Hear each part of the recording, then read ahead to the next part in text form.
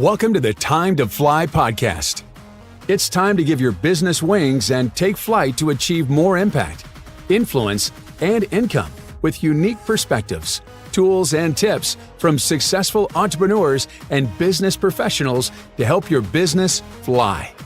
Here to educate, encourage, and entertain you with their own unique perspectives and experience, plus sharing anecdotes of growing up as cowgirls. Here's your host, Nikole Haumont.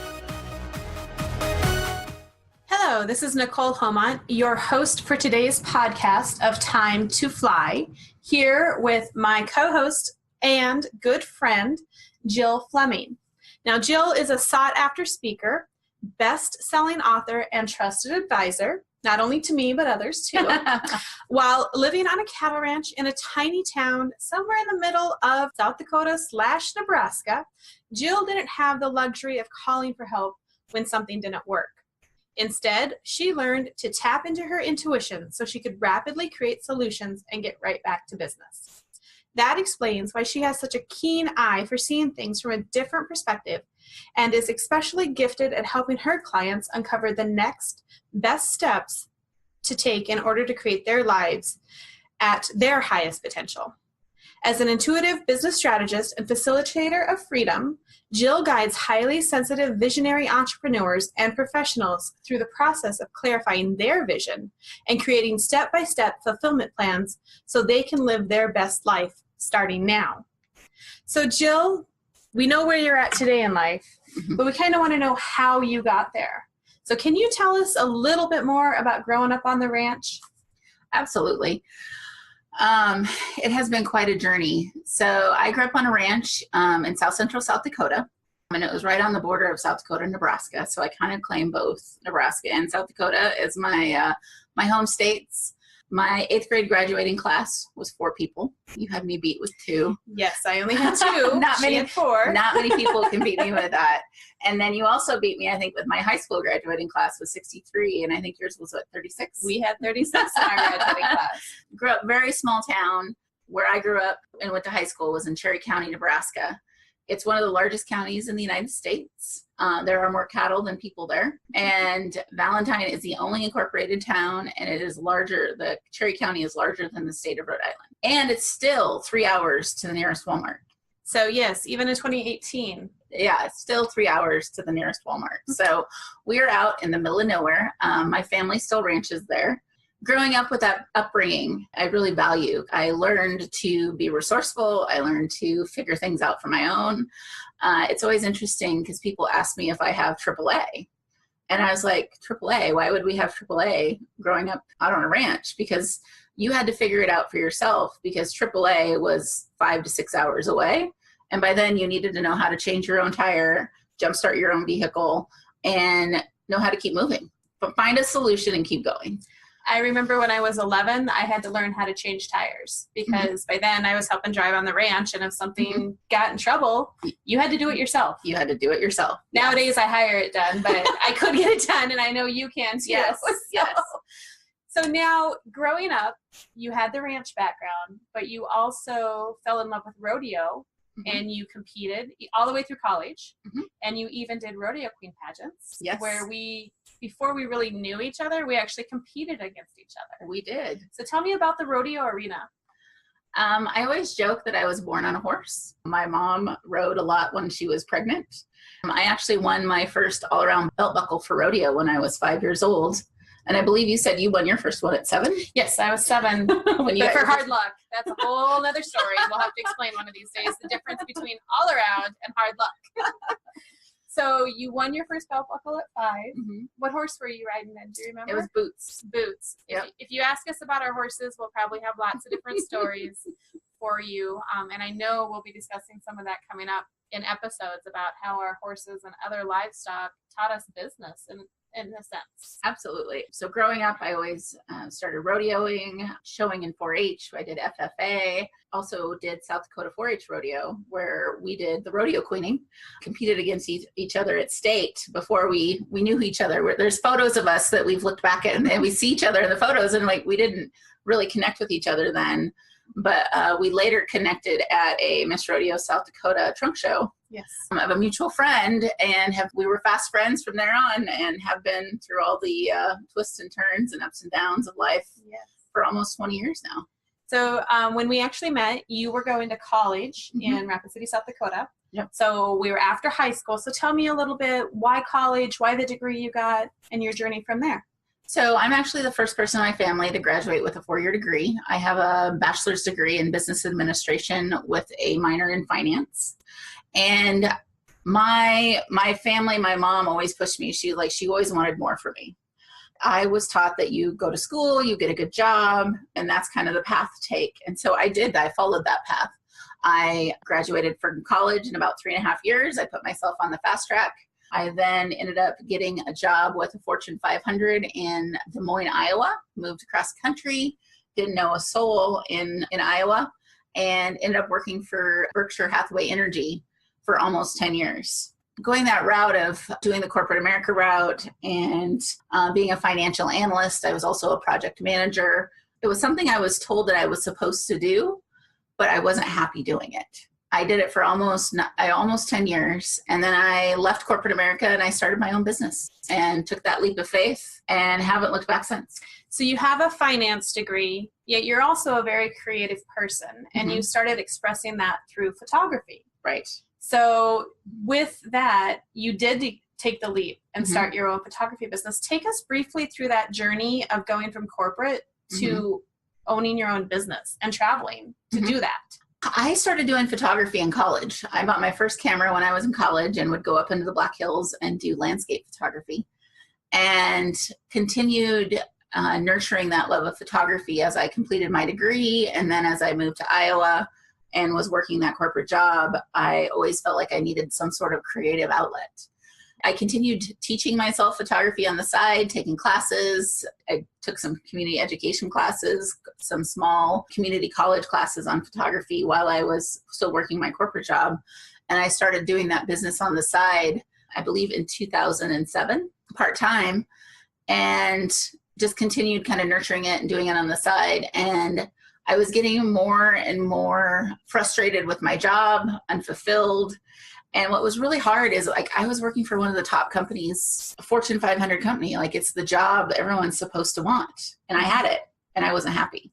I ended up quitting my corporate job in May of 2010, and I took that leap of faith, and I never looked back. It was such a growth time for me of facing those fears. I even had coworkers that tried to intervention me and told me that I could never make a living being a photographer. Now, I know I was one of those people who said, what is going to happen other than you fail and you go back to corporate? Right.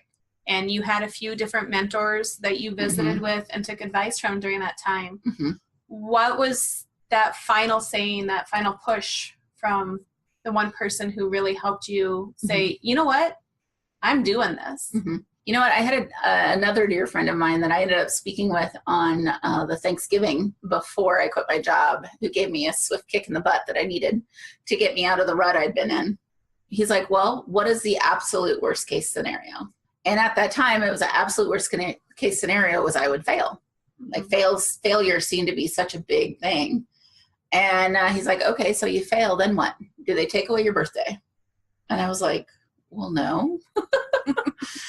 And that helped me see from a different perspective of, I was seeing failure as the end all be all. And then he helped me see that there's an after. And he's like, okay, so what's the worst case scenario? I was like, well, I quit my job and I go do something that I love and take this risk, take this leap. Nobody can take away from my education. Nobody can take away my work experience. And I go back and I get another job. And once I could see the after of if it doesn't work, it helped me have confidence in myself to take that leap and to go forward with that and to be able to pursue it, because I knew what I would do if I did fail. And it wasn't that bad. Right. So you didn't fail. I didn't fail. You actually still do photography a little bit more part-time now. You travel all across the United States. I do. And then you moved to California.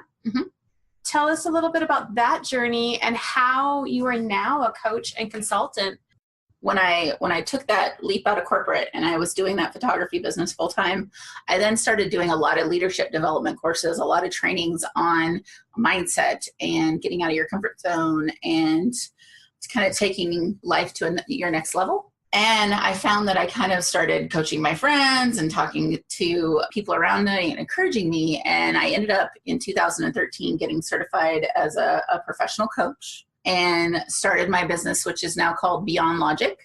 The explanation behind Beyond Logic coaching and consulting is that often logic stops us from taking that leap, taking that step forward into what we really want to do. Because we're like, oh, we can't pay our bills, or there's some sort of logic that we've been trained in, or that society tells us, or someone shut us down. And I help take people beyond that logic to see how they can create that for themselves, whether it's in their business or in their professional career. Now, you help people have a work-life balance, not only just all about work. Right. You're a big proponent of having fun while you're building your career and your life. Now, you're still single, so we have that perspective. I'm a mompreneur. We have that perspective. And it's one of those things that we've talked about this podcast for a little while now. What is bringing you to this point now that you're ready to share this information? What are you wanting to share with people? Everything is a journey. We all have our journey of where we get to, and we always have more room to grow. I'm always growing and learning and taking courses and classes. And I realized that I have a lot of knowledge and wisdom that I want to help other people have that for themselves. What I say that I do is a lot of times we take ourselves and we shove ourselves into a studio apartment that doesn't feel very comfortable. And we've been told that we should be a doctor or a lawyer or whatever, that we're told that that's what we should do. And what I help people do now, and what I figured out for myself, and that I want to help people do quicker and faster, because it's taken me a while and a journey to get there for myself, is I have a process that I take my clients through, that we start from the foundation and we build your custom built house, essentially. So it's your custom built life and business, your custom built life and career. And what does that look like for you, taking into account your strengths, your values, and what is it for you? The values and things that I have are going to be different from the values and things that Nikole has. So she has a husband and a young son that she needs to take into account. Me, I'm single. I can make different choices. Or someone else that maybe they don't like to travel. For me, I love to travel. I like to figure what that is for you and help create that for yourself of what is it for you. It's kind of custom built. And I walk you through that process for you, as opposed to a lot of times in our society, and we try to other people try to push you into a box. And I help get you out of the box and help create what is in alignment for you. So, of course, people can hire you for coaching and consulting, but you've also put some of this wisdom in a book, and it's a best-selling book on Amazon. So tell us a little bit about that book and where people can get it. So yes, earlier this year, I launched my first book. It is a bestseller on Amazon. It's called Freedom to Fly. It talks a lot about my journey to date and the tools that I've used and how to take that leap of faith and to step into what you're called to get in alignment for who you are and have that balance and have that work-life balance so that you have that own freedom in your own life. So we did name the podcast Time to Fly, Give Your Business Wings. We're going to kind of have a yin-yang balance of this podcast. I started a different path. I started my first business at 23. You started a little bit later, but totally different backgrounds. And everybody kind of says I'm the one who gets stuff done. That's not the word they use, but that's the word I use because I have a 6-year-old. And Jill, you definitely are the big picture thinker. How do people need to look at their own lives? What's the one nugget to start with, to start that puzzle of their life to figure out where they need to go? I really help people get unstuck, to figure out what is that big vision for themselves, and then to drill that down into what is the step-by-step of what it is to create that. And then we turn it over to Nikole. And if you have your own business or whatnot, she helps you get it done. I help you figure it out. She helps you get it done. So are there any other things you want to talk about briefly in this intro? episode that we're doing, what is the one thing you want to see happen with this podcast? How do you want to help people? We've been talking about doing this podcast for a long time. And I think this is both a big step out of our comfort zones of putting ourselves out there. Coming back to the ranch, there's always a saying is like, you can have the best horse in the country, but if he's standing in a pasture, nobody's going to know about him. And so you have to get out and you have to show off what your horse can do. And I think that is something for both of us is we're both putting ourselves out here. We're putting ourselves out into the interwebs and seeing who we can support and who we can help. We both have a lot of wisdom. I have my wisdom of the journey I've been on. You have the wisdom you've been on. I'm the big picture thinker, the figure it out, get unstuck, and then you're the get it done, right? I'm the big picture visionary and you're the implementer. She helps me implement a lot. And we all bring our strengths to this. I consider myself a facilitator of freedom.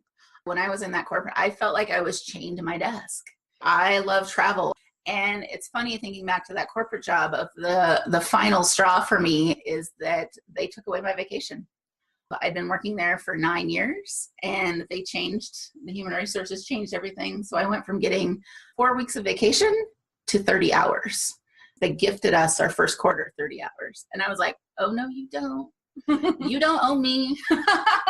And that was that catalyst that really launched me out of corporate America and out on my own. I was like, you don't own me. I'm not handcuffed to this desk. Being that facilitator of freedom and figuring out what freedom is for you. And it's different for each person, but having that freedom to choose and have more impact, influence, and income is what we talked about. Mm-hmm. And to inspire and encourage others to take that leap for themselves and to give their business wings and I work with career people as well, as give that career wings. It works for both sides. And some people want to maintain a career and have a side hustle or a side business. We work with those kinds of people as well. What is it that helps create the life you want to live? So with our episodes, we're going to be talking different strategies, different big pictures, different how to get stuff done.